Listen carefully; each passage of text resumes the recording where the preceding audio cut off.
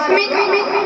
कहने लगा कि जिसके बाबा ने कमरिया के अलावा दूसरी कमरिया न खरीद पाई हो, जिसकी मैया बेचारी दूध दही बेच के गुजारा करती आई हो, अब उसका बेटा इसका उसका छीट झपट के माखन मिश्री खा के गुजारा करता आया हो, और ऐसे भिखमंगे के साथ हम अपनी बहन की शादी कर दें?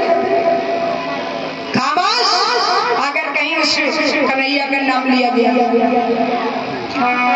क्या कहा है रुक्मी ने कि 16 साल तक नंद के घर गलियों से गुजर चलाता रहा, और टापा के मलेच्छ अहीरों का जो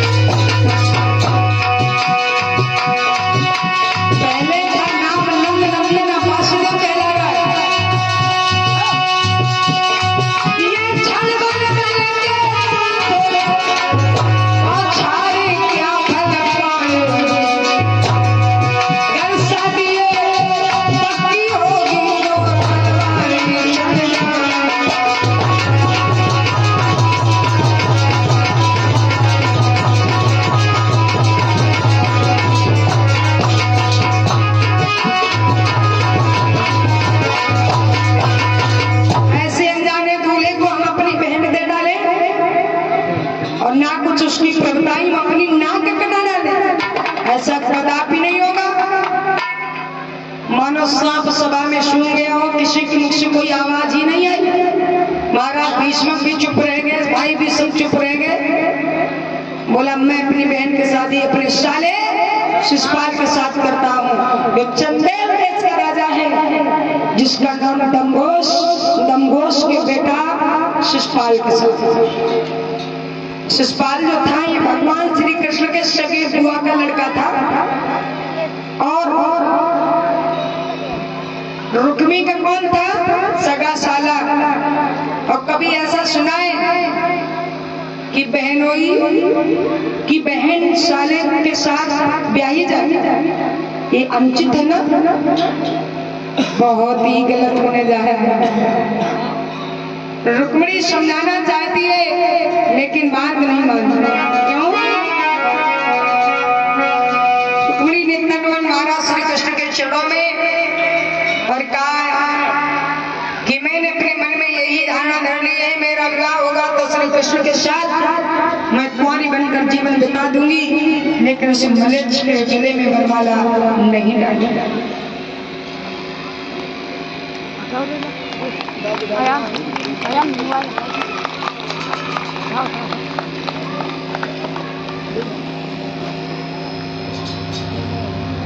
और ये 101 रुपया अखिलेश कुमार यादव मास्टर जी, ग्राम रहमतपुर, आर्य मेरा भांजा, जो फूलों का माला डालकर सम्मान कर रहे हैं, और 10 रुपये सभी कलाकारों को भेंट कर रहे हैं।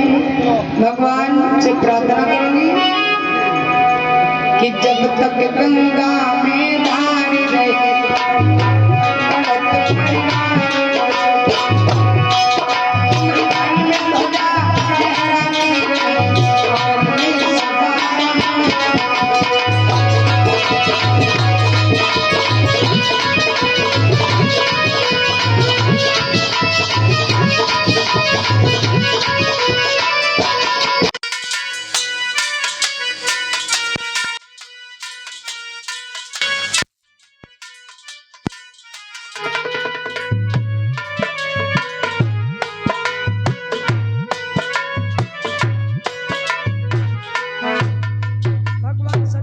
सागर भरते रहे।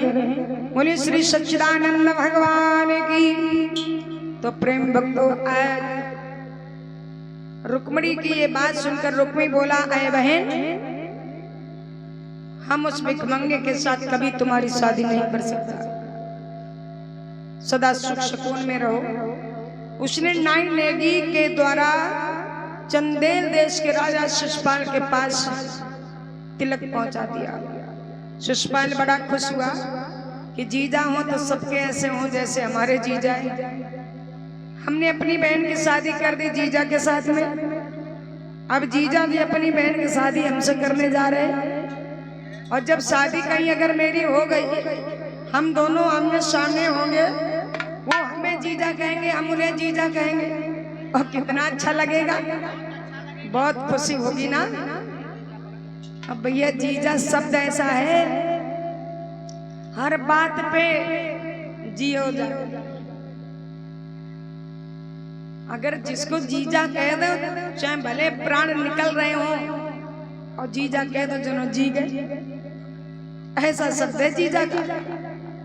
जैसे एक बाबा हॉस्पिटल में भर्ती थे, प्राण निकलने वाले थे, पूरा घर परिवार सब देखने को जा रहे, बाबा कैसी तबीयत है, कहता है अब हम कौन बचे, मर जाए। जो कोई देखल जा सबसे गए, बाद में सारी को पता चला जीजा जी बीमार है, वो हॉस्पिटल में देखने गई। उसने जाते जाते कहते, जीजा जी कैसी तबीयत है? जीजा जी बेड से उछल के एकदम तहे नीचे गिर गए। बोले बस बस बस, तुमने जीजा जी कह दिया, हम जी गए। तो जीजा शब्द में बड़ा खुश है, हम उन्हें जीजा कहें, वो हमें जीजा कहें, बड़ा अच्छा लगेगा ना, बड़ा खुश है। बारात की तैयारियां होने लगी, रुक्मिणी इधर रोने लगी, सखी सहेलियां चिढ़ाने लगी, अरे बहन मीठा मुंह करवाओ, तुम्हारी शादी होने जा रही है, तुम क्यों नहीं बता रही, तुम रूठी क्यों बैठी हो? तो सखी सहेलियों से रुक्मिणी कहती है कि मेरी शादी होगी तो कृष्ण के साथ, अगर कहीं वो मलेच्छ करने आ गया बहना, तो मैं डालकर मिट्टी का तिल बदल जाऊंगी, मैं उसके साथ कभी भी शादी नहीं कर सकती।